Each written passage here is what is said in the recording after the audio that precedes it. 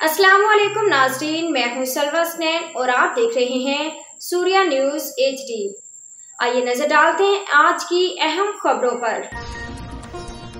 Report Abdul Jabbar Memon. Hyderabad government Madrasatul Lubnat high school में मौसमियाती तब्दीली के हवाले से स्ट्रीम मुकाबलों साइंस मुनाकिद की गई, जिसमें मारूफ समाजी रहनुमा सुफियान अली सिद्दीकी ने बतौर मेहमान ख़ुसूसी शिरकत की। स्कूल के हेड मिस्ट्रेस नूर जहां लांगा ने सुफियान अली सिद्दीकी को government Madrasatul Lubnat girls high school Hyderabad के दौरान मुनाकिदा मौसमियाती तब्दीली के हवाले से स्ट्रीम एक्सपो मुकाबले साइंसी नुमाइश में भाप के इस्तेमाल के सिलसिले में बनाए जाने वाले एग्जिबिट्स देखे। तालिबात ने एग्जिबिट्स के हवाले से तफसीलात से आगाह किया। बादशाह तालिबात के मेहमान ख़ुसूसी सुफियान अली सिद्दीकी से सवालात पूछने पर सुफियान अली सिद्दीकी की जानिब से भरपूर एतमाद के साथ इन एग्जिबिट्स और उनके इस्तेमाल के बारे में जवाबात दिए गए।